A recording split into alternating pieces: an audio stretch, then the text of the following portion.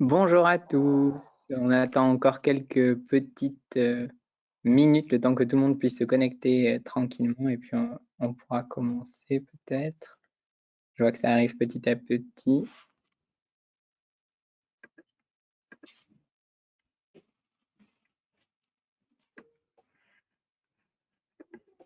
Ça a l'air de se stabiliser. On va peut-être y aller et puis les autres nous rejoindront. Donc bonjour à tous, moi je suis Jean Toniolo du CHU de Limoges et je suis accompagné aujourd'hui de Sophie Benz, ma co-animatrice du CHU de Montpellier.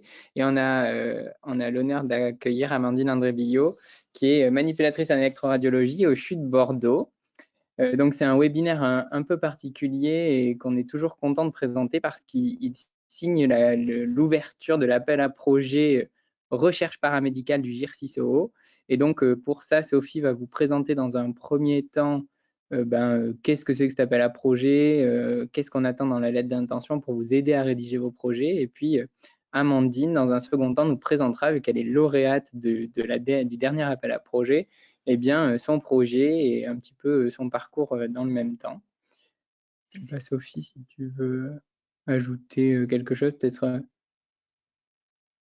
Non, très heureuse de vous retrouver derrière vos écrans pour ce deuxième webinaire de l'année. Je pense qu'on tient le rythme, donc on est très content.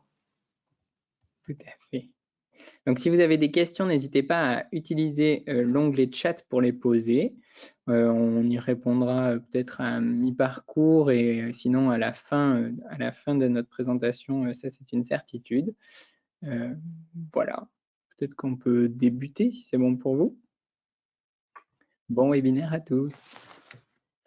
Donc, comme l'a précisé Jean, le webinaire est en deux parties. La première partie que je vais présenter, ce n'est pas la plus sexy ou la plus intéressante. Tous les éléments que je vais vous apporter figurent sur le site du GIR6OO, mais c'est bien de prendre le temps à un moment de voir point par point les caractéristiques de cet appel à projet à Pires, et puis il y aura des petits conseils généraux pour mettre toutes les chances de votre côté pour pouvoir obtenir un financement.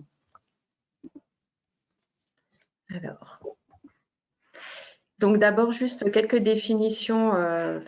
Pourquoi on va répondre à un appel à projet? C'est une opportunité pour financer des projets de recherche. On peut avoir l'impression, quand on est novice ou débutant, qu'on peut faire ça sur notre temps de travail, ou si c'est de la pratique courante, que ça ne coûte pas grand-chose, mais il y a pas mal de frais associés à la conduite de projets de recherche clinique notamment. C'est ce qu'on appelle des frais généraux, que sont la promotion, la méthodologie, ou souscrire à des assurances ou publier ensuite. Et puis des frais qui sont calculés par des frais calculés par patient, et c'est ce qu'on va appeler l'investigation. Donc, on va calculer en termes de ressources humaines, il vous faut un petit peu plus de temps infirmier pour faire votre intervention. On peut faire déplacer les participants, donc on va devoir faire des remboursements, les indemniser éventuellement. Il y a des coûts qui peuvent être proposés pour des actes ou des examens supplémentaires. Donc, en fait, la recherche de financement sur appel à projet constitue une étape quasi incontournable dans le processus de recherche. Alors, l'objectif d'un appel à projet, c'est un vecteur de financement qui comprend un processus de sélection. On verra, il y aura quelques petites diapos sur ce processus de sélection avec une demande d'évaluation par les pairs. C'est utilisé par les pouvoirs publics, les organismes institutionnels ou des financeurs privés pour répondre à une problématique particulière en apportant un soutien financier à sa résolution. C'est régi par des modalités précises et publiées qui conditionnent la conduite de la recherche en cas de succès. Donc, ce sont ces modalités que je vais vous présenter plus en détail. Et il y a plusieurs types d'appels à projets qui vont du local. Il y a quelques établissements de santé qui financent en interne des projets de recherche. Et ça peut aller à l'international. Vous avez peut-être entendu parler des projets européens. Mais là, on est dans le cadre interrégional puisque c'est le GIRSI, donc Groupement interrégional recherche clinique innovation, qui finance cet appel à projet à Pires. Donc, je vous ai dit toutes les modalités, toutes les caractéristiques figurent sous l'onglet APIRES 2024 sur le site du GIRCISO. Vous pourrez aller le consulter après à tête reposée. Donc, les caractéristiques de cet APIRES édition 2024, c'est qu'il est ouvert aux porteurs de projets paramédicaux des 13 établissements du GIRCISO. En 2022, on était 12. C'est le CH de Cayenne qui nous a rejoints depuis 1 an maintenant. Et il a la particularité aussi d'être ouvert également aux centres hospitaliers de l'interrégion, ce qu'on appelle les centres hospitaliers de proximité. Alors, le champ de la recherche de l'APIRES, ça doit viser la qualité, la sécurité des soins ou la validation de pratiques innovantes dans le parcours de soins des patients. Ce qui est aussi un petit peu spécifique et particulier, c'est qu'on peut aussi accepter des projets validant des pratiques managériales ou pédagogiques innovantes au bénéfice du patient avec un impact clinique. Donc, c'est pour ça que, alors c'est vrai qu'on a voulu l'ouvert à la pratique managériale et pédagogique. Ce qui est des fois, qui restreint un petit peu le champ, c'est d'avoir l'impact direct sur les patients. Donc, il faut réussir à manier un petit peu la plume ou la rédaction pour montrer qu'à terme, les innovations pédagogiques ou de management ont un impact sur les patients. Et puis, ça vise aussi la pertinence des soins.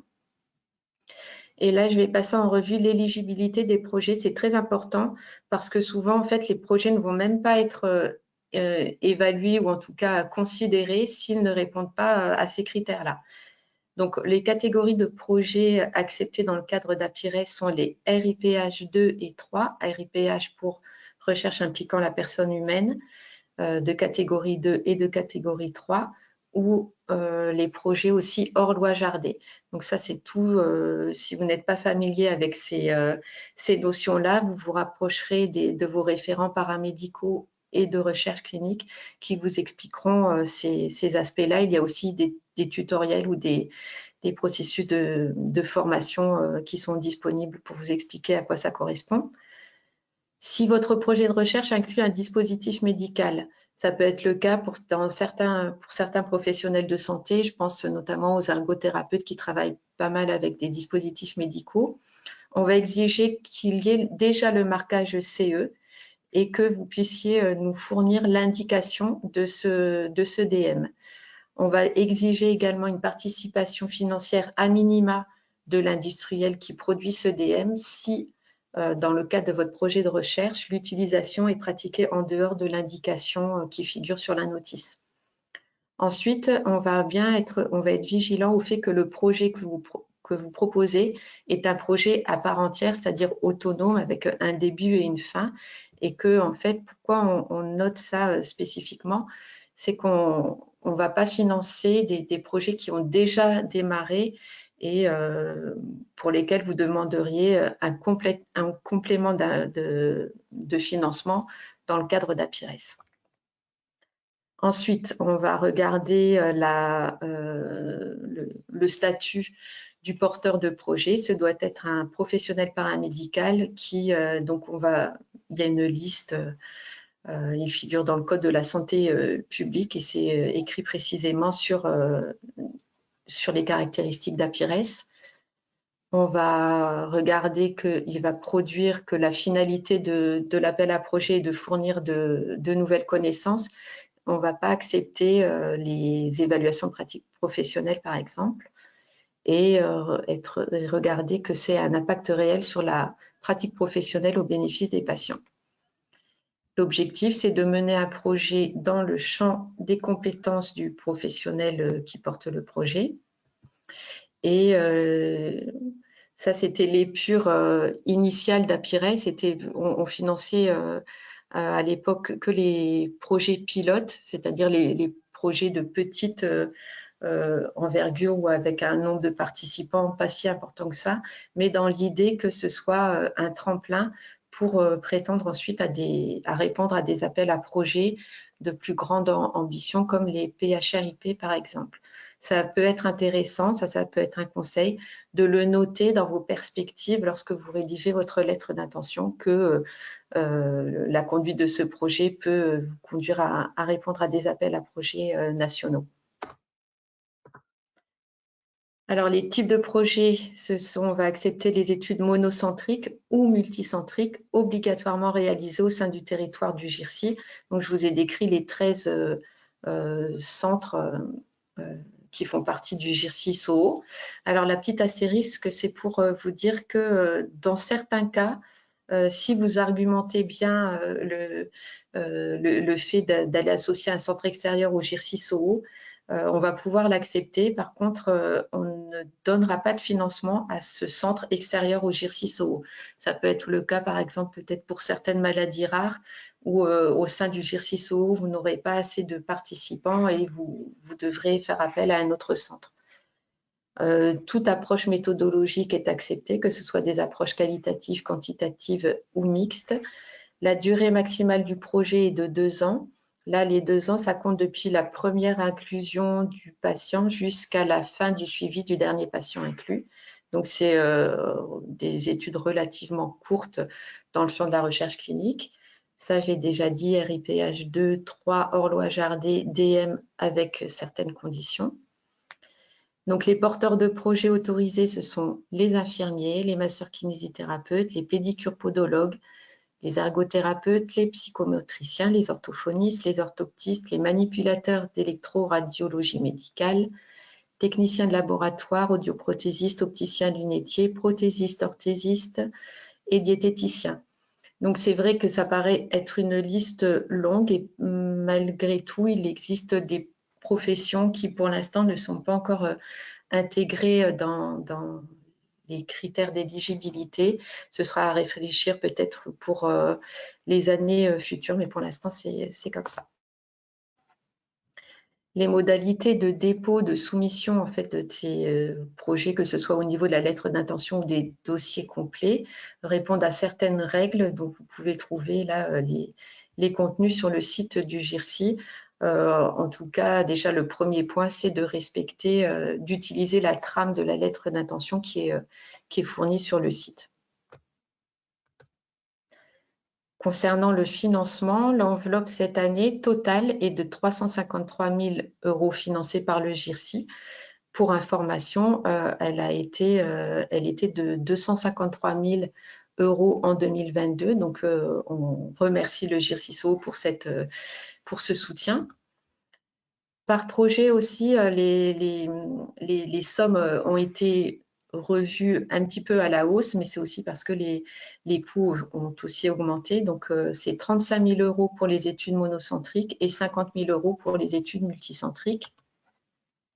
Pour le financement, alors les 3 titres de dépenses sont éligibles, c'est-à-dire on va pouvoir financer des ressources humaines, du petit matériel médical ou certains actes, et puis des frais généraux ou hôteliers, par exemple des frais de publication ou de mission. Ça, je vous le dis pour information, vous vous rapprochez en général de vos DRCI ou des référents pour qu'on vous aide à monter ce budget. On peut accepter les cofinancements, mais il y a une condition au niveau du projet complet, notamment que vous offriez la garantie que ce cofinancement est accepté.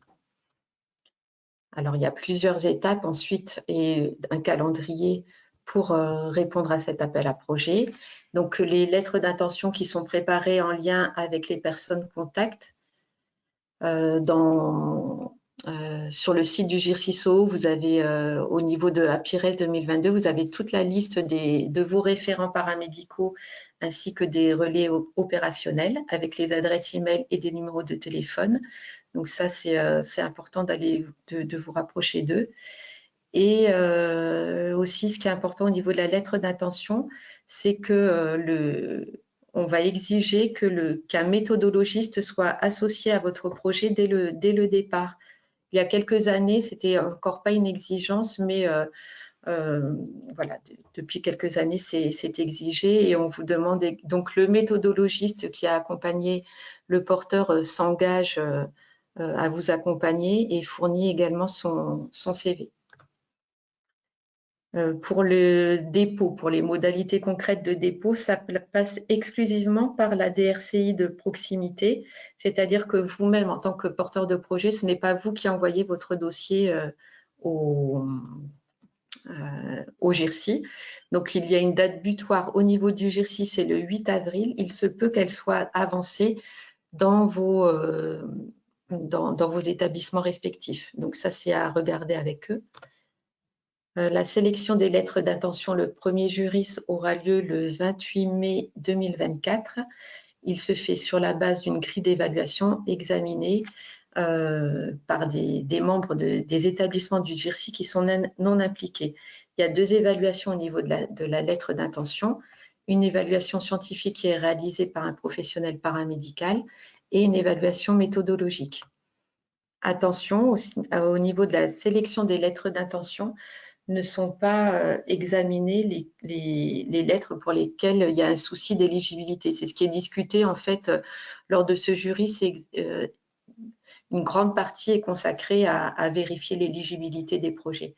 Et ensuite, on a juste un classement par note et on conserve un certain nombre de lettres d'intention.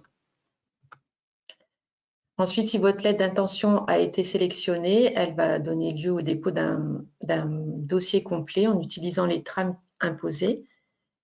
Donc, la date butoir fixée au niveau du GIRSI-SO est le 23 septembre. On l'a sélectionné ainsi pour ne pas chevaucher complètement avec l'appel à projet national du PHRIP.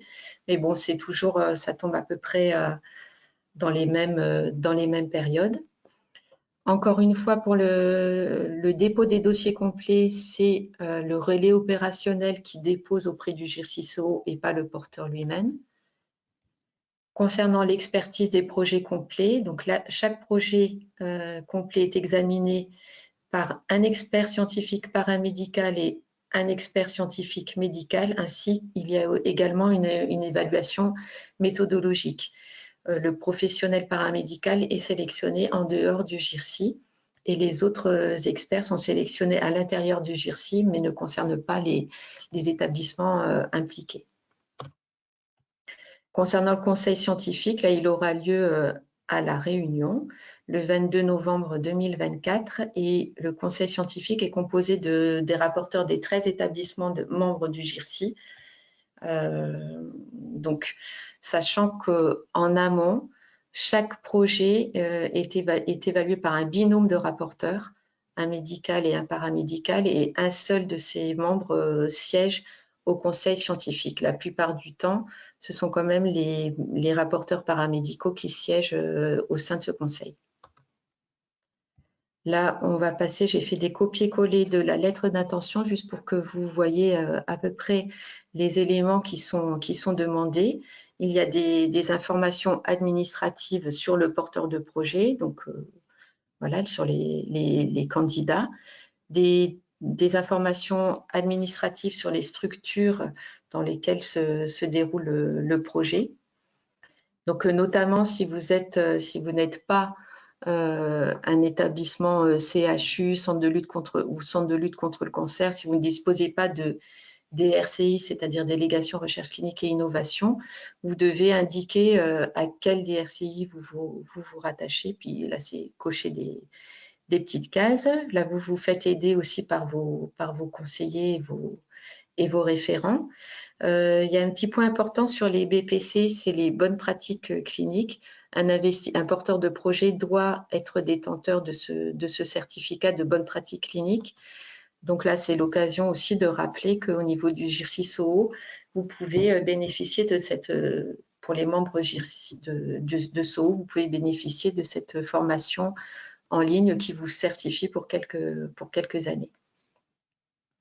Là, ensuite, on arrive plus dans le cœur du sujet avec le projet de recherche. On va vous demander le titre de projet et un acronyme. On va vous demander de sélectionner 5 mots-clés. En général, ça aide à circonscrire. À partir de ces mots-clés, on doit bien comprendre de quoi il est question dans votre projet. Là, vous pouvez noter quelques thématiques ciblées. Là, il s'agit ensuite de cocher des cases. Est-ce que vous êtes dans une catégorie 2, 3, horloge Arndé, un DM? Je crois qu'on devra rajouter la petite case. Le champ de la recherche. Et puis là, voilà, là, on arrive au rationnel. Donc là, on a juste une petite ligne, mais vous voyez, c'est 2240 caractères. Vérifiez aussi, soyez vigilants à respecter ce nombre de caractères. Ça finit par un petit paragraphe qui est très important où vous devez convaincre le jury que votre projet est original et qu'il a un caractère innovant. Ensuite, on arrive à l'objet de la recherche. Il y a, pareil, des petites cases à cocher. Est-ce qu'il s'agit de tester des actes? Est-ce que c'est de l'organisation du système de soins? Est-ce qu'il y a des outils numériques? On va préciser. On va cocher aussi une case pour l'objectif principal, mais surtout là, des fois, ça peut être oublié, ça ce serait dommage. Il faut décrire l'objectif principal, hein, le formaliser, le rédiger avec des mots, comme on rédige un objectif principal. Pareil, on a 340 caractères pour le rédiger. Ensuite, on va rédiger classiquement nos objectifs secondaires et en miroir, on va décrire notre critère d'évaluation principal en lien direct avec l'objectif principal et les critères d'évaluation secondaire en lien avec les objectifs secondaires. On va définir également notre population d'études en précisant bien les critères d'inclusion et critères de non-inclusion. Tous ces éléments-là sont importants parce que vous verrez, ils font partie des critères d'évaluation dans la grille d'expertise que l'on va passer également en revue. Là, ensuite, on va noter le nom du méthodologiste, c'est donc les coordonnées. Pareil, là, il y a une case à cocher pour dire quel est le plan expérimental qui a été sélectionné pour répondre au mieux à votre question. Et là, pareil, ne pas oublier cette petite partie sur la description du plan expérimental et du déroulement de l'étude. Ça, c'est une partie très importante qui permet un peu de clarifier et de permettre à l'évaluateur de se rendre compte de qu'est-ce qui va être fait exactement. Donc, c'est une partie importante à rédiger. Faites-vous relire aussi sur cette partie pour voir si c'est bien compréhensible. S'il y a un groupe comparateur, eh bien, on va décrire les deux groupes, hein, le groupe expérimental et le groupe contrôle. Ensuite, on a des petites cases à cocher. Est-ce qu'il y a des participants? La durée de participation des individus? Combien de temps vous allez estimer pouvoir recruter tous vos participants? Et la durée de la recherche, de la première inclusion à la dernière visite du dernier patient, sachant que donc, dans le cadre d'APIRES, on va au maximum, ce sera 2 ans. Ensuite, là, c'est sur les aspects budgétaires. Vous allez dire est-ce que vous avez déjà des cofinancements et combien de financement, quelle est la somme que vous demandez. Au niveau de la lettre d'intention, on ne fournit pas la grille budgétaire, mais c'est important d'avoir déjà une idée quand même assez précise de comment vous allez vous organiser. Ensuite, dans le cadre d'APIRES, on demande, et de cette lettre d'intention, 5 références principales sur lesquelles s'appuie votre argumentaire et votre projet de recherche. Et ces 5 références-là numérotées, vous devez avoir la version intégrale, le PDF, vous devez le joindre au dossier complet. Donc ça aussi, c'est un point important. Et sélectionnez-les avec soin puisque là, les évaluateurs vont avoir accès à ces documents et vont vérifier si ce que vous avez écrit dans votre lettre d'intention est bien présent dans les publications. Ensuite, là, c'est pour les évaluateurs, notamment sur la faisabilité. Est-ce que vous participez à un réseau de recherche? Est-ce qu'il y a des partenaires industriels? Qu'est-ce qui vous permet encore de garantir la faisabilité du projet? Ça aussi, important, si vous aviez déjà déposé votre projet l'an passé, il y a 2 ans à APIRES et qu'on vous avait fait des commentaires, répondez à ces expertises. Ça, c'est très important de montrer que vous avez pris en compte, même si vous n'êtes pas d'accord avec tout, vous devez montrer que vous avez eu de la considération pour ces expertises précédentes.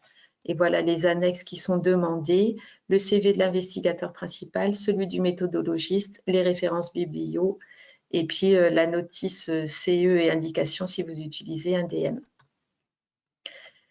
Quelques conseils pour optimiser la soumission.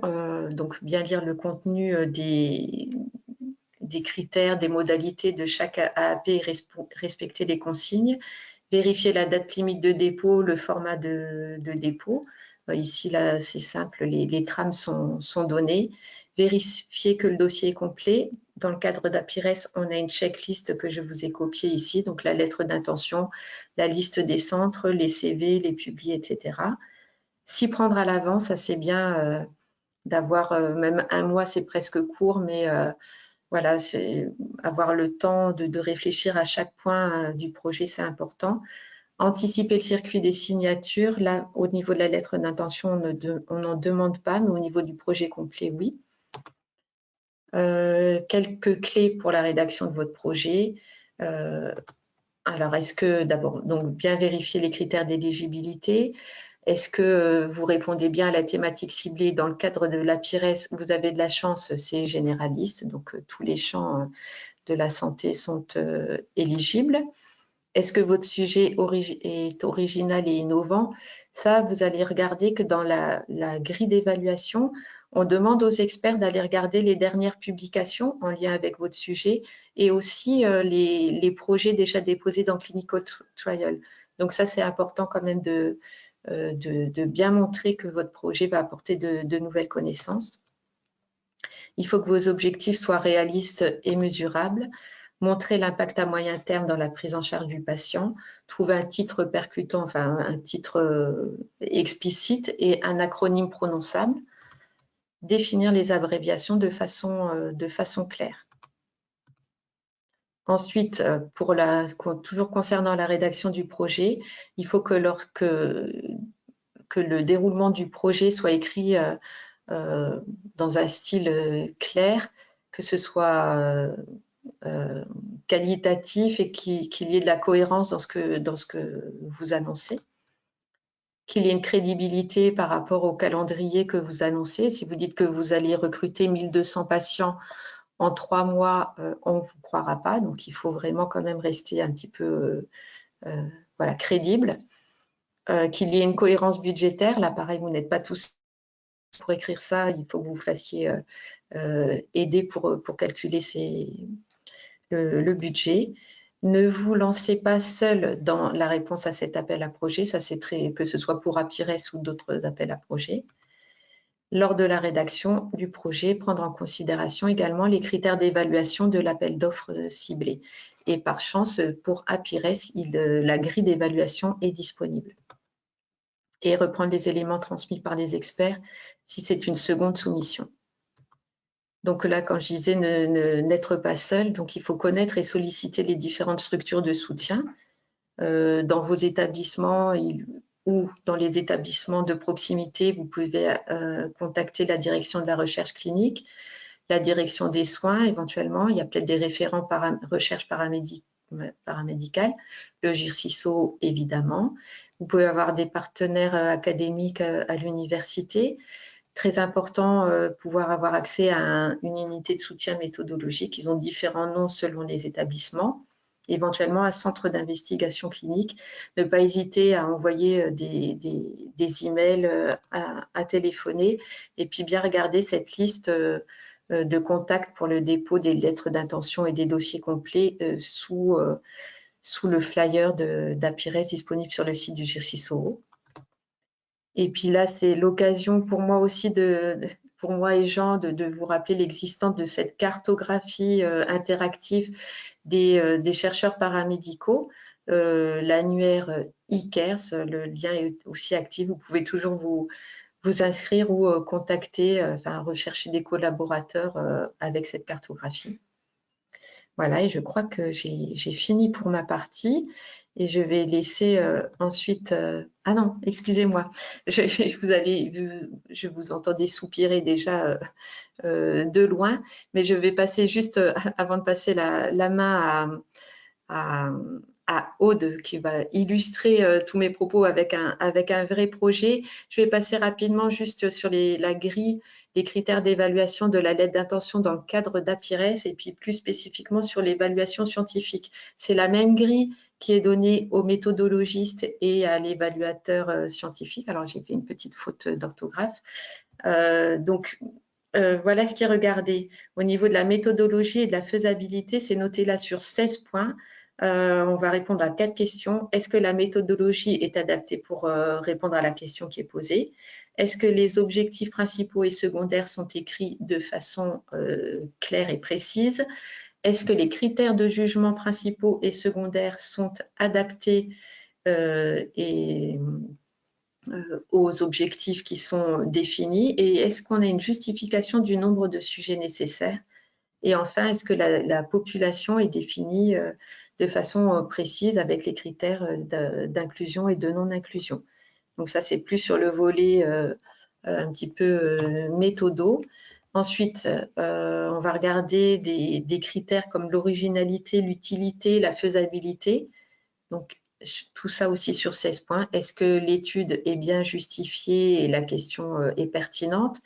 On va regarder, comme je vous avais dit tout à l'heure, l'originalité du projet en lien avec les niveaux de preuve et les résultats des études similaires publiées et ou enregistrées dans Clinical Trial. Et est-ce que ce projet est cliniquement utile pour la population, pour les patients, pour la santé publique? Et on va regarder aussi, on a 4 points sur la faisabilité, avec notamment le potentiel de recrutement suffisant, le budget adapté, etc. Donc là, on a sur 32 points l'évaluation scientifique. On a un petit point bonus si c'était un projet multicentrique. Et puis l'évaluateur donne lui-même, il a 3 points pour donner son avis comme ça global sur le projet. Donc ça nous fait un total sur 36 points. Et juste pour information, une note comprise entre... alors qu'est-ce que c'est? Ah oui, c'est ramené ensuite à une note sur 20. Une note comprise entre 16 et 20 correspond à un avis très favorable, entre 13 et 16 à un avis favorable, 10 et 13 à un avis réservé et inférieur à 10 à rejeter. Donc voilà, vous savez tout sur les modalités de soumission d'une lettre d'intention à APIRES et aussi son évaluation. Et ça y est, maintenant, je vais laisser la parole à Aude. C'est bien ça. À moins qu'il y ait des questions, peut-être Jean, tu vas pouvoir nous dire ça. Merci pour votre attention. Eh bien, pour l'instant, pas de questions particulières. Juste vous redire que les webinaires sont enregistrés, que les replays seront disponibles pour revoir tout ça à tête reposée, peut-être à distance de notre présentation et pour bien checker tout avant de déposer votre lettre d'intention.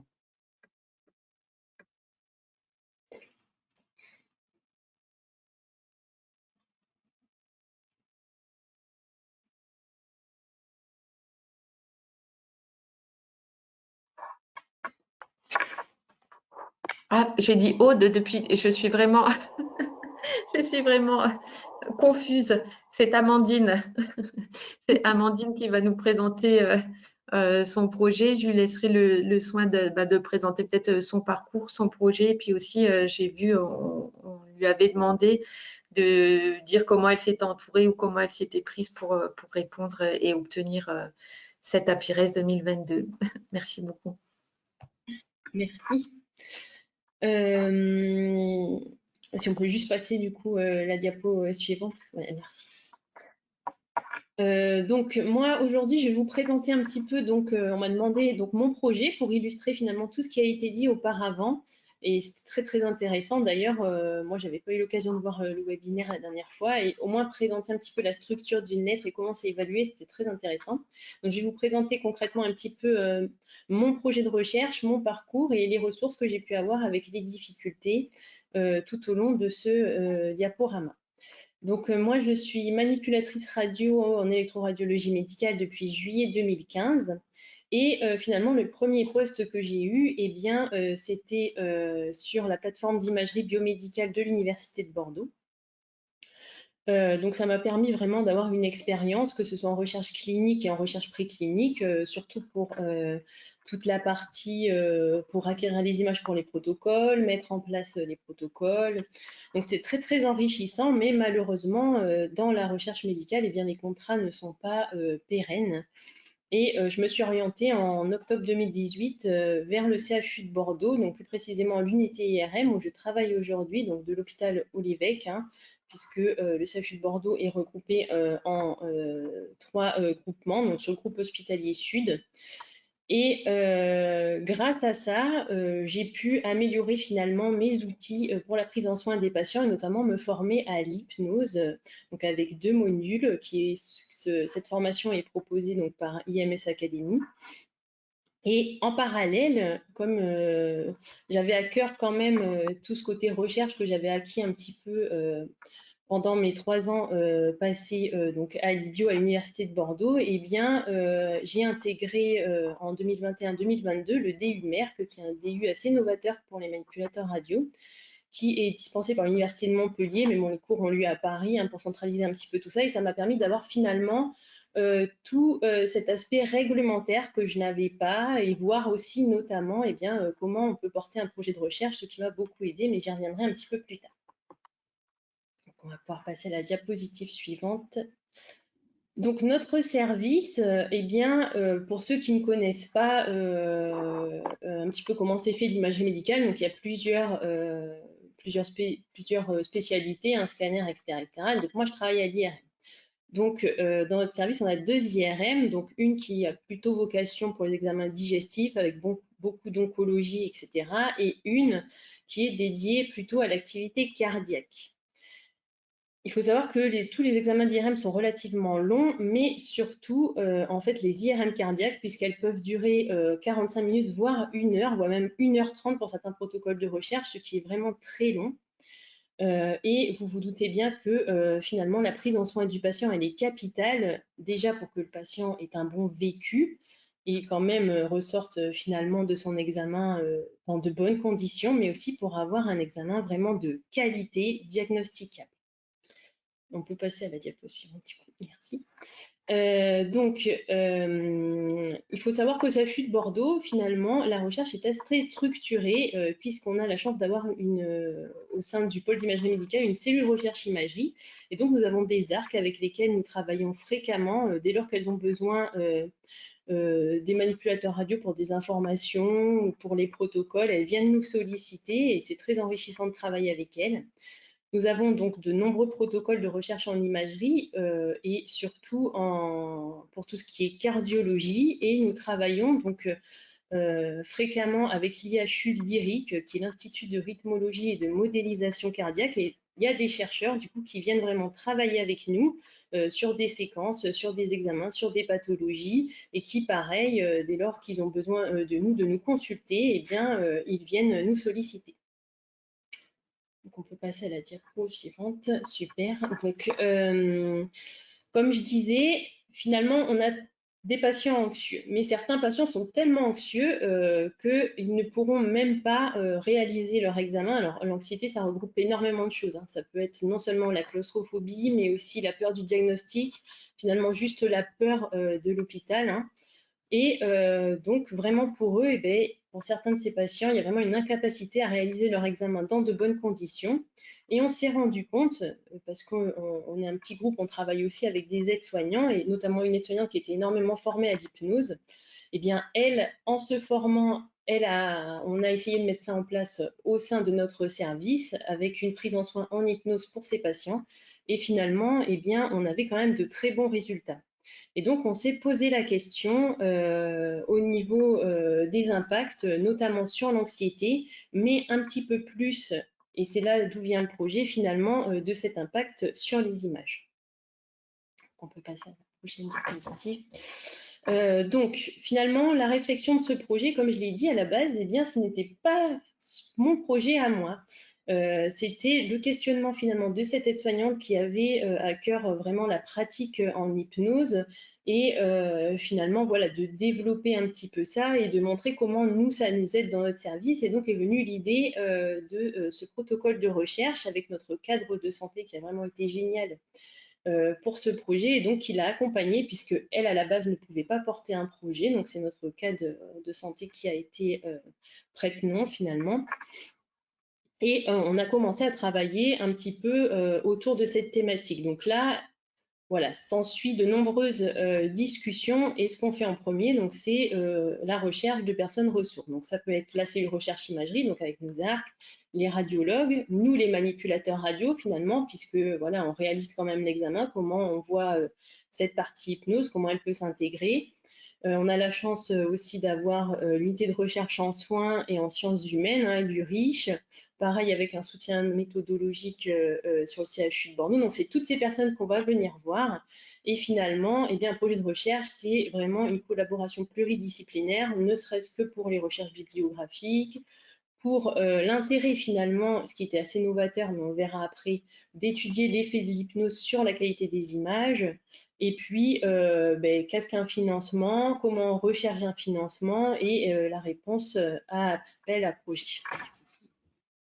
On peut passer à la diapo suivante. Donc, l'étude Hypnoline, qu'est-ce que c'est? Eh bien, finalement, c'est l'évaluation de l'apport de l'hypnose sur la qualité d'image lors de la réalisation d'un examen par résonance magnétique cardiaque chez des patients anxieux. Donc, pour nous, il y a vraiment une activité cardiaque d'IRM cardiaque qui est en pleine croissance, hein, du fait de l'augmentation des filières de soins cardiologiques, mais aussi de l'élargissement finalement des indications en IRM cardiaque. C'est une activité de recours qui est très très peu pratiquée en Nouvelle-Aquitaine et nous avons des délais qui sont très longs, hein, de 3 mois et demi en général.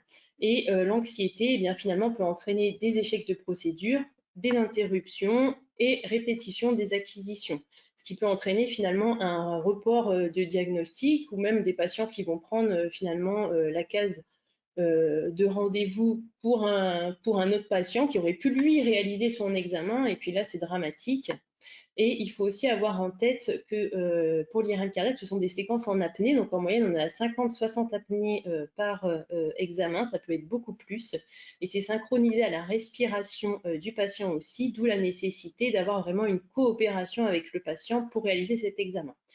Et c'est là qu'on s'est intéressé finalement à l'hypnose dans ce domaine-là. On peut passer à la diapo suivante. Donc, notre étude, donc c'est une petite étude exploratoire, d'accord, qui est monocentrique, donc juste au sein de notre service et qui sera randomisée, c'est-à-dire qu'il y aura un tirage au sort pour les patients anxieux. Donc, nous avons 90 patients avec 60 patients anxieux et 30 patients non anxieux. Donc, notre groupe anxieux, ces patients, donc, comme vous l'avez compris, seront randomisés, c'est-à-dire qu'il y aura un tirage au sort, encore une fois, donc avec une prise en charge sans hypnose et une prise en charge avec hypnose. Et on aura en parallèle finalement un groupe témoin qui permettra d'avoir des valeurs de référence et vraiment d'objectiver toutes les valeurs qu'on va trouver dans les autres groupes. On peut passer. Donc, comme vous l'avez vu tout à l'heure, finalement, voilà, vous avez vu un petit peu la lettre d'intention, comment c'était découpé. Et dans cette lettre d'intention, quand on va porter un projet, finalement, on va avoir des objectifs. Donc, d'abord, un objectif principal, finalement, et des objectifs secondaires. Et à chaque objectif, vous aurez un critère qui sera rattaché, mais on va le voir par la suite. Donc, notre objectif principal dans notre étude, c'est d'estimer l'effet de l'hypnose sur la qualité des images d'IRM cardiaque chez des patients anxieux.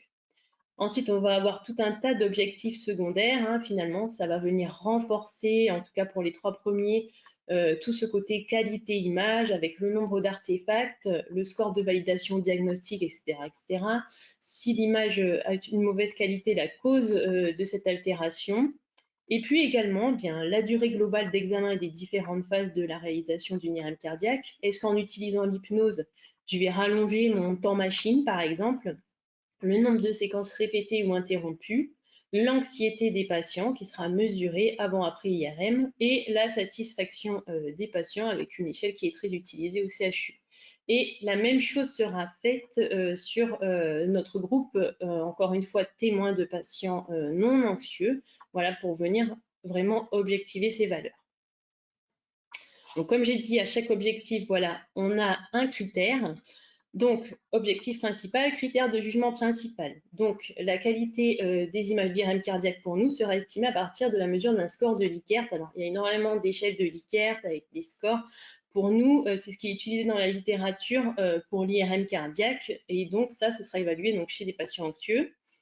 On retrouvera pareil dans nos critères de jugement tout un tas de critères qui vont venir, comme je l'ai dit, renforcer ce côté qualité-image. Hein, je vous le passe, je ne vais pas vous l'expliquer parce que c'est un petit peu lourd quand même, surtout quand on n'a pas l'habitude de l'imagerie. On reprend pareil, donc la durée globale d'examen des différentes phases, comme j'ai dit. Voilà, le manipulateur en poste va venir remplir un tableau pour voir un petit peu ces différents temps. Le nombre de séquences répétées ou interrompues, est-ce qu'il y a eu un problème pendant l'examen? Est-ce que le patient a appuyé sur la poire d'appel pour X ou Y raison, etc. Le score d'anxiété, voilà, grâce à l'échelle de Spielberger qui permettra d'estimer l'anxiété des patients avant et après l'IRM. On va voir ça un tout petit peu après pour comprendre un peu mieux. Et le score de satisfaction après l'IRM avec une échelle qui est très utilisée sur le CHU de Bordeaux, toute simple de 0 à 10. Et encore une fois, donc, comme on l'a vu précédemment, la même chose sur notre groupe témoin de patients non anxieux. Donc, comment ça va se passer? Donc, un petit schéma récapitulatif. Donc, vous avez vu, les délais, c'est à peu près 1 à 3 mois, en tout cas, pour avoir un rendez-vous et que le rendez-vous soit fixé. Donc, on va avoir le temps de screener un petit peu nos patients, finalement, et de faire déjà une information sur l'étude. Très important de vérifier l'éligibilité de ces patients. Et comme on va faire des questionnaires d'anxiété trait, c'est-à-dire la propension finalement que le patient a à développer de l'anxiété, sa nature même finalement, eh bien on va avoir besoin d'obtenir un consentement oral, hein, puisqu'on va vraiment appeler ces patients, puisqu'encore une fois c'est de la prise de rendez-vous. Et donc là on aura finalement une espèce de préclassement de ces patients, anxieux, non anxieux. Et ces patients seront convoqués 1 heure avant l'examen. Pour nous habituellement c'est 1 demi-heure, mais là on les convoque vraiment avant pour avoir le temps de les prendre en soin, de faire l'hypnose si besoin, etc. Le jour J, avant l'examen, donc là, consentement écrit, questionnaire d'anxiété état, donc là, c'est-à-dire finalement, le sujet va développer une anxiété à l'instant T, on va venir la mesurer avec un autre questionnaire. Et là, on aura la randomisation, c'est-à-dire l'espèce de tirage au sort finalement, donc hypnose sans hypnose.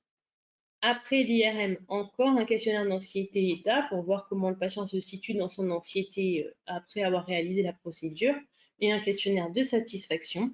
Et très important pour nous parce qu'on a une énorme partie relecture finalement avec une intervention de nos radiologues, et donc les images seront voilà, vraiment indépendamment du diagnostic, relues, avec tous les scores que vous avez vus précédemment seront faits. Et donc, nous aurons 2 radiologues en insu l'un de l'autre, et en cas de désaccord et d'absence de consensus sur un score, par exemple, eh bien, un troisième interviendra si besoin. Donc, voilà, pour expliquer un petit peu plus dans le détail, donc, nos patients anxieux, il y aura le questionnaire d'anxiété, donc questionnaire d'anxiété trait, c'est-à-dire finalement la nature du patient, comment il va développer de l'anxiété vis-à-vis de comment lui se sent, plus l'anxiété à l'instant T. Donc ça, si c'est supérieur ou égal à 46, nos patients seront anxieux. Et si c'est inférieur à 46, donc nos patients seront témoins non anxieux. On peut passer. Donc, quand on aura notre prise en soin avec hypnose, pour ceux qui connaissent un petit peu l'hypnose, finalement, donc comment ça va se dérouler, il y aura une personne qui sera vraiment détachée à l'hypnose, indépendamment du manipulateur qui va réaliser purement l'examen, puisqu'encore une fois, c'est un examen long. On a besoin, pour ceux qui ne connaissent pas le métier, de paramétrer énormément de séquences, et aussi eh bien, de demander aux patients de faire les apnées. Donc, indépendamment de ça, il y aura vraiment une personne qui sera détachée pour l'hypnose, donc qui sera là pour faire la découverte du patient, vraiment faire un entretien pré-séance, établir vraiment une relation de confiance. Bien entendu, on a toujours besoin d'un accord du patient en hypnose pour ceux qui connaissent. puis focalisation et décompte vers ce qu'on appelle un lieu sécure, mais ça peut être un souvenir ou toute autre chose. Une dissociation qui va durer tout le long de l'examen, donc 45 minutes à 1 heure, hein, selon la durée de l'examen. Et à la fin de la procédure, fin de la dissociation, dès lors qu'on a terminé l'IRM, la partie purement technique sur la table d'examen, retour vers un état normal. Et donc, ce que je vous expliquais, c'est que pendant la procédure, finalement, on va relever tous ces temps. Voilà, nombre de séquences répétées, entre les temps de la prise en soin du patient pour voir eh bien, si ça rallonge un petit peu l'hypnose ou pas. Si le fait justement de ne pas faire d'hypnose, eh bien, il y a plus de séquences qui sont répétées, etc. etc. Donc, on peut passer. Donc, notre étude Hypnoline, quelles sont les retombées attendues? Eh bien, comme ça a été dit tout à l'heure, eh bien, nous, c'est une petite étude et on l'espère qui sera support à des études de plus grande ampleur, hein, pourquoi pas plus tard un PHRIP, on ne sait pas, voire l'étendre à d'autres domaines, en tout cas à d'autres indications d'IRM. C'est aussi l'intégration finalement de l'hypnose de manière plus systématique dans la prise en soin du patient, avec vraiment pouvoir détacher finalement les professionnels qui sont formés vraiment pour le patient, pour tel examen, sur tel créneau, et adapter aussi la formation des professionnels et essayer de former plus de professionnels. Finalement, on l'espère également, la diminution du temps de réalisation d'examen IRM pour nos patients anxieux. Donc, un petit schéma récapitulatif, puisque finalement, tout à l'heure, on vous a présenté donc, la PIRES 2022, la lettre d'intention, un petit peu la trame et ce qui se passait après. Donc, effectivement, il y a deux phases, dans le dépôt d'un projet. Donc, il va y avoir la lettre d'intention, sur laquelle peut-être vous allez vous pencher. Et si cette lettre est retenue, eh bien, il y aura le dossier complet à déposer, plus une grille budgétaire. Pour vous donner un ordre d'idée, nous, on a choisi de déposer à 2 appels à projets, on va les voir un petit peu après. Et ça a duré pour nous de septembre 2021 jusqu'à décembre 2022, dès lors qu'on a obtenu le financement de la PIRES. Donc nous, on avait la bourse de recherche à FPPE et la PIRES 2022. On peut passer à la diapo suivante. Donc, je parle quand même un petit peu de la bourse, même si ce n'est pas le propos du jour, parce qu'on a la chance finalement, nous, manipulateurs radio, d'avoir voilà, un appel à projet juste pour nous, et ce n'est pas toutes les professions qui ont ça. Donc voilà, on s'est d'abord orienté là-dessus, et ça a son importance, on verra un petit peu après, puis sur la PIRES, où là c'est un petit peu plus généraliste, hein, puisque comme vous avez vu, tout le monde peut porter un projet, kinésithérapeute, infirmier, etc., dès lors que c'est de la recherche en soins finalement. On peut passer à la prochaine diapo. Donc, alors, ça peut paraître une longue frise, et en plus, elle est en 2 parties, mais c'est pour vous montrer un petit peu comment nous, ça s'est goupillé finalement. Donc, on va dire à peu près, c'est encore une fois à peu près, qu'on a eu l'idée du projet vers septembre-octobre 2021. Peut-être un petit peu avant. S'ensuit tout un tas de discussions, puisque finalement, discuter autour d'un projet, c'est vraiment ce qu'il y a de plus long. Et donc, voilà, une fois que l'idée avait fait son chemin, eh bien, qu'est-ce qu'on allait faire? Eh bien, on allait répondre à un appel à projet, en l'occurrence à plusieurs appels à projet. Donc, nous avons effectivement la bourse, mais pour vous montrer plus précisément, si on regarde que la PIRES, hein, ce qui est en jaune-orange, le temps que ça a pris. Et donc, on a eu voilà, connaissance, par exemple, en 2021 pour la PIRES. On a déposé notre lettre d'intention fin mars et on a eu la réponse en juin 2022. En parallèle, on avait aussi donc la bourse de recherche. Donc là, on a eu l'occasion vraiment de tout déposer pareil pour la bourse de recherche. Donc, l'aide d'intention qui a été retenue. Et finalement, on a déposé le projet complet. Comme vous voyez sur le PowerPoint, eh bien, il n'a pas été accepté, mais c'est pas grave, ça sert toujours. On va le voir après. On peut passer à la diapo suivante. Donc, comme notre lettre d'intention a été retenue aussi pour la PIRES, eh bien, nous avons déposé le projet complet. Et il a été accepté en décembre 2022. Donc, nous étions tous très, très contents. Et bien, le travail n'est pas fini. Il y a encore beaucoup de choses à faire et toujours aujourd'hui, puisqu'on n'a toujours pas commencé l'appel de nos patients, mais on espère très bientôt. Et donc, il y a eu la réunion de lancement, tout ce qui va être autorisation réglementaire, hein, puisque vous avez vu, il y a tout ce qui va concerner la loi Jardé. Et donc là, il nous faut quelques autorisations. et la réunion de mise en place. Et là, on est encore en train de patiner un petit peu sur le CRF pour qu'il soit complet. On peut passer à la diapo suivante. Donc, voilà, j'ai choisi, on a choisi de vous proposer un petit peu les difficultés concrètement que j'ai eues, qu'on a eues dans notre équipe, versus les ressources qu'on a pu avoir. Ça, c'est très important parce qu'encore une fois, comme on vous l'a expliqué tout à l'heure, et c'était très très bien, on ne rédige jamais une lettre d'intention, on ne se lance pas dans un projet tout seul. Donc les difficultés qu'on peut avoir avant finalement, et c'est ce qui s'est retrouvé au départ pour notre aide-soignante qui a fini par partir, voilà, j'ai repris le projet derrière, mais c'est vraiment la culture de la recherche. On n'a pas l'habitude, qu'est-ce que c'est, comment on fait, de quoi on parle, c'est pas simple.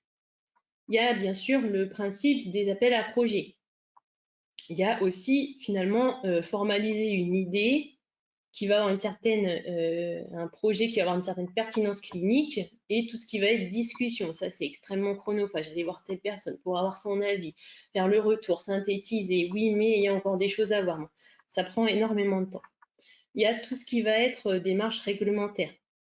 Ça, quand on n'a pas du tout l'habitude et qu'on ne sait pas de quoi on parle, ça peut paraître insurmontable alors que ça ne l'est pas. Mais encore une fois, voilà, si on n'en a jamais entendu parler, c'est pas évident. Tout ce qui va être recherche dans la littérature.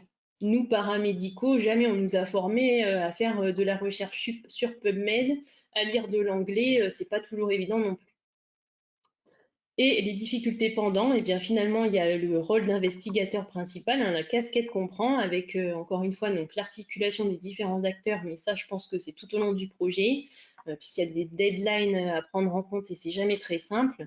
Et finalement, l'investigateur principal, eh bien, c'est une espèce de chef de projet rédaction. Donc, il faut aller voir tout ce petit monde, essayer de coordonner tout le monde et de dire attends, toi, tu m'as pas donné la réponse, là, j'en ai vraiment besoin, il faut que je réponde à mon appel à projet. Donc, tout ce qui va être méthodologie.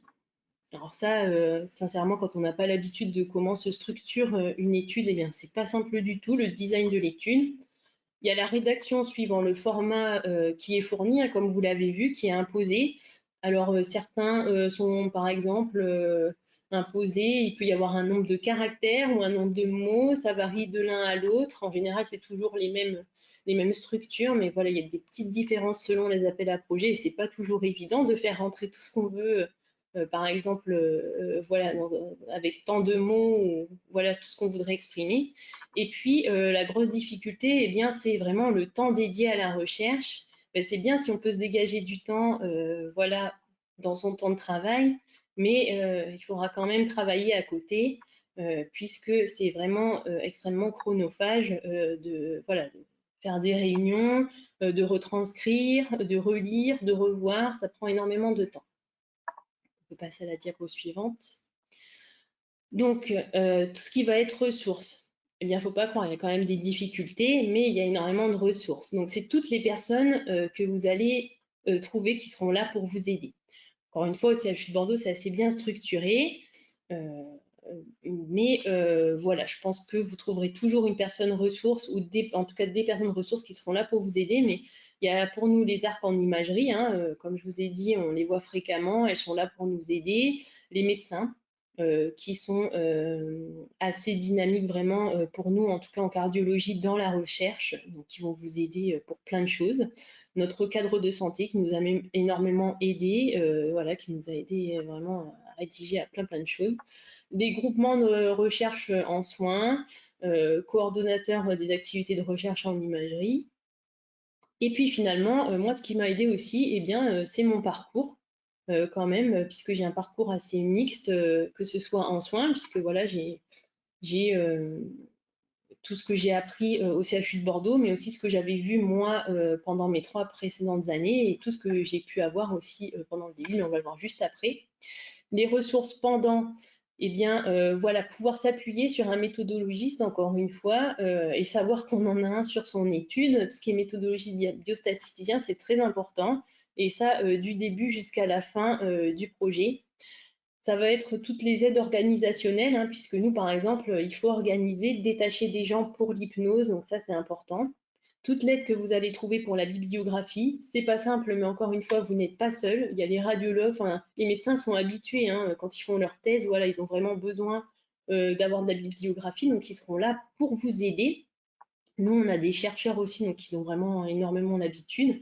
Notre cadre de santé aussi qui a déjà aidé à accompagner des projets de recherche et qui a battu un gros travail. Et puis, il faut savoir aussi que quand on sait faire, c'est mieux. Et il y a aussi des logiciels adaptés qui sont là pour vous aider, en tout cas, à organiser votre bibliographie.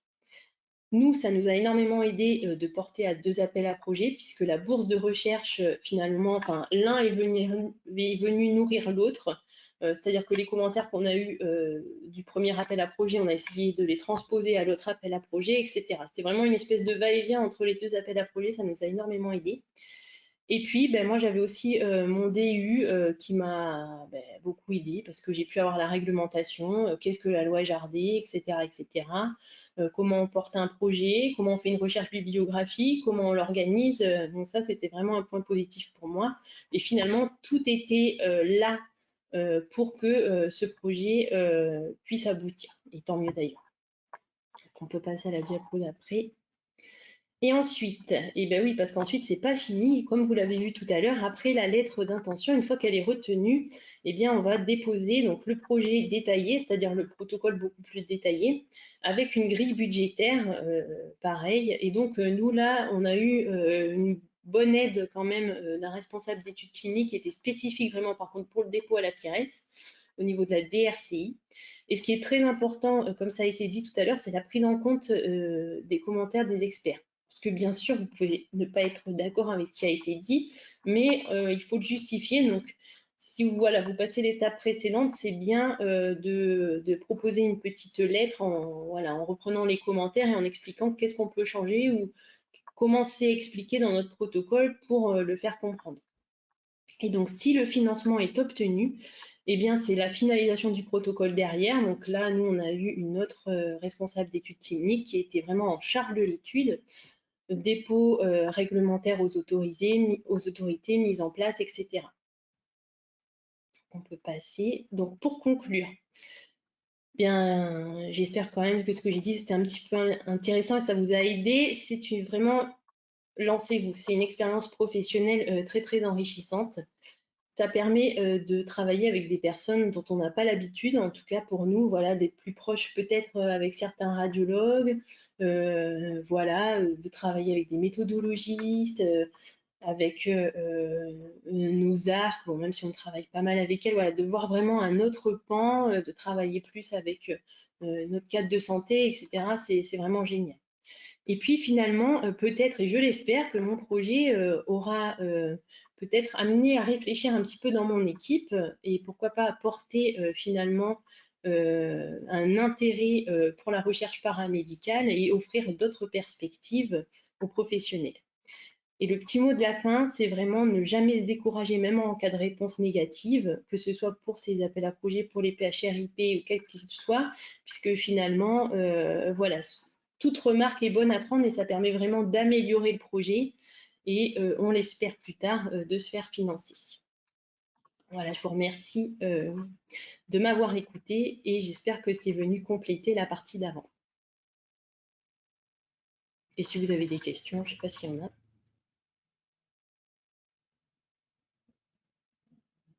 Merci beaucoup, ça sent le vécu. Franchement, moi j'ai pris beaucoup de plaisir à écouter tout votre projet, le déroulement et tout ça. C'était une illustration vraiment parfaite. On vous aurait donné les consignes plus précises, on n'aurait pas eu mieux. Donc vraiment un grand merci. Je vais peut-être juste en attendant qu'il y ait des questions qui se posent. J'ai une petite question et j'essaierai de remettre en image nos écrans parce que je crois que c'est moi qui ai la main, mais là pour l'instant on voit encore votre diaporama. C'est bien ça, Jean? Amandine, je crois que c'est ça, je vais trouver la technique. Une petite question juste sur votre projet de recherche et l'hypnose.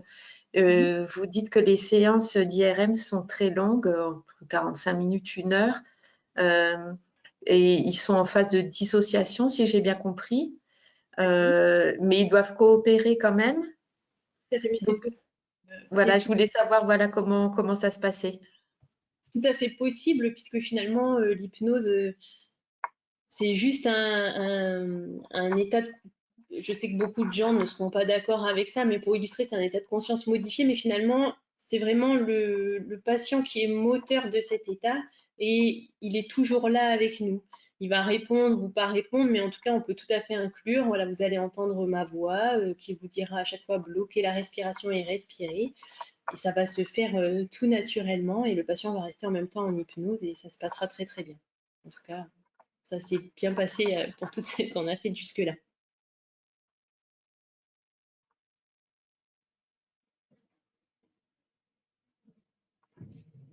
Merci, je m'en doutais un peu, mais c'est vrai que c'était quand même un sujet de curiosité de ma part.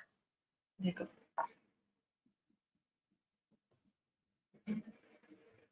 Pour l'instant, on n'a pas de questions, mais en même temps, c'était très clair. Je vous remercie aussi parce que c'est vrai que insister sur le caractère interdisciplinaire de la recherche, l'intérêt, même si c'est une recherche paramédicale, ben, de se dire on a des ressources autour de soi et bon, vous travaillez en CHU, mais au niveau des CH, il ne faut pas hésiter aussi à se rapprocher des médecins qu'on a autour de nous. Ils peuvent parfois être un lien aidant vers les bonnes ressources si on ne sait pas trop à qui s'adresser. Bon, on est aussi là, si jamais il y avait besoin, pour vous aiguiller vers les personnes qui pourraient être ressources au plus près de vous. Il ne faut pas hésiter sur ça. Et puis votre projet, bon, il est hyper intéressant, hein. Je trouve que c'est vraiment, puis c'est un intérêt parce qu'il y a un critère diagnostique, enfin un critère diagnostique et de l'évolution pour le patient. Et puis c'est vrai que c'est extrêmement angoissant pour eux d'être là dans l'attente du diagnostic. Donc, leur proposer des solutions sur ces examens qui, d'eux-mêmes, sont anxiogènes, qui plus est avec l'attente diagnostique derrière ou de l'évolution d'une maladie, c'est hyper important parce qu'on sait qu'ils vivent mal ces étapes-là d'attente, quoi. Donc, franchement, bravo, très intéressant.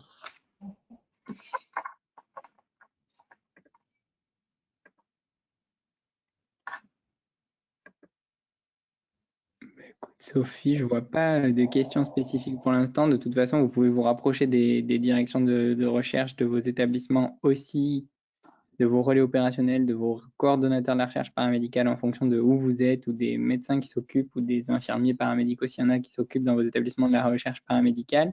Puis vous pouvez aussi nous contacter si vous avez des questions a posteriori. Le replay du webinaire sera là. Sophie, je ne sais pas, peut-être mot de la fin ou... Non, moi j'espère que vous serez l'an passé en 2022, il y avait 42 lettres d'intention qui étaient déposées. J'espère qu'on en aura autant, voire plus. Voilà, et si on doublait, non, peut-être pas à ce point, mais c'est vrai que même comme le disait Amandine, et puis j'espère que c'est aussi le message qu'on vous fait passer au-delà des difficultés qu'on a énoncées. C'est aussi une belle expérience et puis pourquoi ne pas tenter le coup. Vous pouvez ne pas être retenu. Ça fera toujours une première expérience de se frotter un petit peu à ce monde-là et d'avoir un retour positif ou négatif. C'est toujours ça de prix. C'est toujours voilà, c'est quelque chose qu'on met en plus dans une expérience professionnelle. On peut en être ça nous plaît pas et il n'y a pas de problème, mais ça peut aussi nous enrichir vraiment beaucoup. Et nous, ce sera un grand plaisir au niveau du GIRCISO d'avoir de montrer que ça peut intéresser les gens, qu'on a du succès à cet appel à projet. Voilà, ça peut être recyclé, etc. Donc, si ce webinaire a pu vous motiver dans ce sens-là, nous, on sera très contents. Et vraiment, encore un grand merci, Amandine, parce que c'était vraiment, ça illustrait parfaitement tous les points que nous, on rencontre régulièrement depuis le temps qu'on accompagne des porteurs ou qu'on participe à des jurys. Donc voilà, j'ai l'impression finalement, on ne dit pas n'importe quoi. Ça colle avec ce qui se passe dans la vraie vie. Et voilà. Donc c'était un plaisir. Pour le prochain webinaire, on a peut-être la date, mais pas le sujet. Jean, peut-être tu peux prendre le relais. Oui. Alors en attendant, on a une petite question, le temps que je retrouve la date du prochain webinaire exact, de Solange Dupuis qui nous dit Est-ce que la liste des porteurs de projets va évoluer et si oui, dans quel sens? Sophie, tu peux peut-être répondre. C'est vrai que ça a été beaucoup de questionnements autour de cette liste de porteurs de projets. À l'éligibilité des porteurs de projets, c'est vrai que c'est une grande discussion qu'on a au sein du GIRCISO et même au-delà. C'est que initialement, on a calé notre appel à projet pour être une étude pilote en vue de déposer au PHRIP. Et donc, quand les PHRIP quand la circulaire ministérielle est sortie, la cible était vraiment la cible des paramédicaux inscrits dans le livre 3, 4, je ne sais plus quoi, du Code de la santé publique, donc une liste bien précise de porteurs éligibles. Donc c'est pour ça qu'au niveau de la PIRES, on ne voulait pas s'en écarter. La circulaire a évolué depuis 2017 ou 2018, la circulaire du PHRIP. Elle peut être interprétée comme étant finalement beaucoup plus ouverte que ce qu'on pensait au départ. Certains GIRCI ont pris l'option de l'ouvrir aux psychologues, aux musicothérapeutes, à d'autres professions, je ne sais plus, activités physiques adaptées, éducateurs sportifs, etc. Nous, on a fait le choix pour l'instant au niveau du GIRCI c'est déjà beaucoup. Ce sont des gens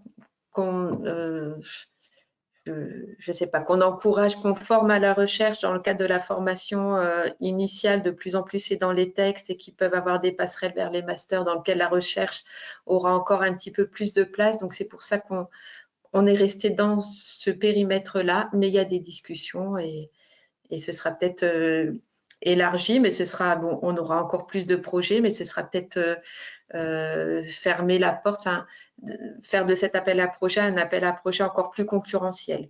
Donc, et c'est ce que disait Amandine, voilà, c'est bien des fois aussi d'aller voir dans de la discrimination positive, entre guillemets, pouvoir faire appel à un appel d'offres réservé aux manip radio, par exemple.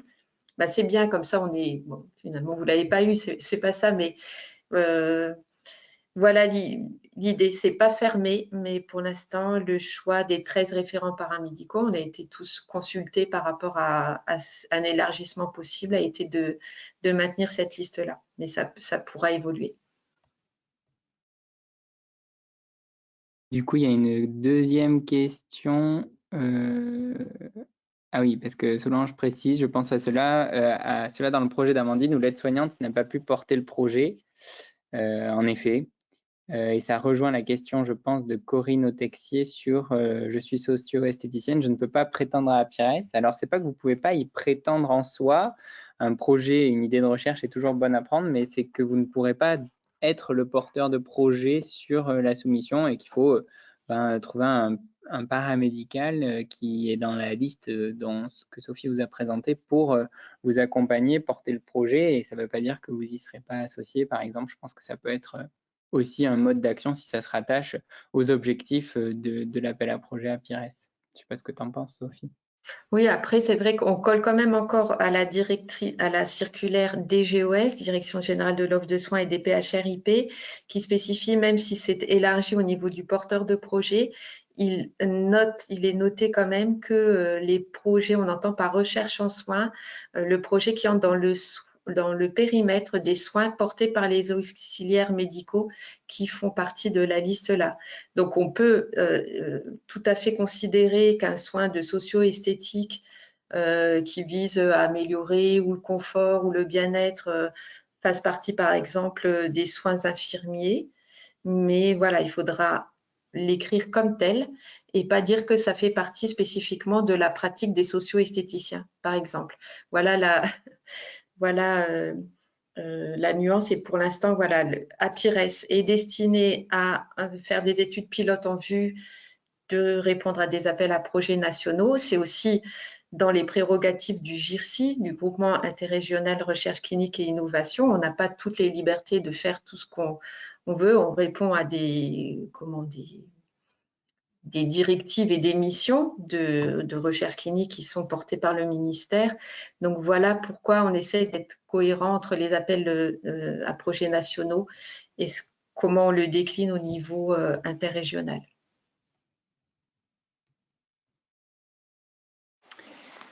Du coup, il y a quand même des messages de remerciements et de félicitations, comme quoi c'était très clair votre présentation, Amandine. Et puis, j'espère qu'on vous reverra aux résultats, du coup, et que vous viendrez nous présenter les résultats de l'étude pour nous dire, bon, ben, c'était une super expérience, on a encore eu quelques petits bâtons dans les roues ou des petites choses qui coinçaient, mais super expérience et qu'on sache, du coup, si c'est vraiment efficace, ça sera chouette. Puis de savoir si vous avez obtenu un PHRIP derrière, enfin, ce qu'on vous souhaite aussi pour la suite. Donc la date du prochain webinaire, c'est le 20 mars. Donc vous pouvez déjà noter ça dans vos agendas. Et puis s'il n'y a plus de questions, on peut peut-être conclure ce webinaire en vous souhaitant à tous le meilleur et de la réussite à cet appel à projet. Et on attend en effet nombreuses vos lettres d'intention. Sophie, peut-être.